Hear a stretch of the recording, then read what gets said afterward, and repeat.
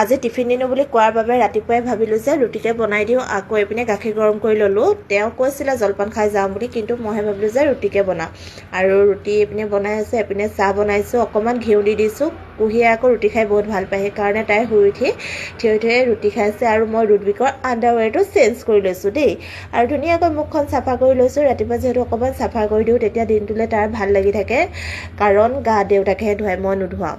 আৰু সি এনেকৈ বায়েকৰ লগতে ধুনীয়াকৈ খেলি আছে। মই যিখিনি কাম আছে মই বোলো কৰি লওঁ বায়েকৰ লগত, এনেকৈ চাই খেলি থাকোঁতেই। আৰু ৰাতিপুৱাৰ পৰিৱেশটো দেখিছে নহয়, আমাৰ এনেকুৱা হৈ থাকে। আৰু আমাৰ মানুহজনে মানে প্ৰায় কিবা নহয় কিবা পাহৰি যায়, আৰু মই ওপৰৰ পৰা এনেকৈ দিওঁ, আৰু তেওঁ কেটছ ধৰে আকৌ দেই। আমাৰ মানে কম্বিনেশ্যনটো ভাল হয়।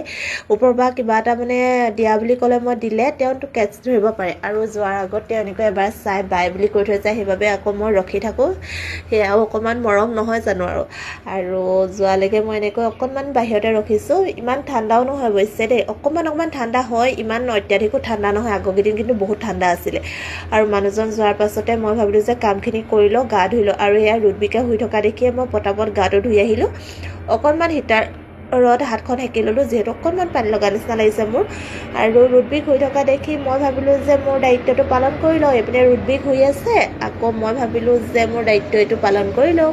দায়িত্ব পালন কৰিবলৈ গ'লোঁ ওপৰলৈ। ওপৰৰ পৰা আহি দেখিলোঁ যে ৰুদ্বিক এতিয়াও শুই আছে, আৰু মই পটাপট নিজৰ এইখিনি দায়িত্ব কমপ্লিট কৰি লওঁ বুলি ভাবিলোঁ। আকৌ এইপিনে মোৰ কাম শেষ হোৱাৰ পাছতে ৰুদ্বিক উঠিলে।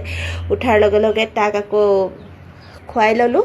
আৰু এনেকৈ হাঁহি আছে ধুনীয়াকৈ, অকণো আমনি নকৰে বাৰু দেই, ভগৱানৰ কৃপাত। আৰু এইপিনে আইদেৱে লিখি মোক দেখাবলৈ আহিছে, জয় হিন্দ বুলি কৈ দেই। আইও একদম ক'বলৈ বাকী নাই আৰু, আহিছে দেখিছে নহয় কেনেকৈ আহিছে।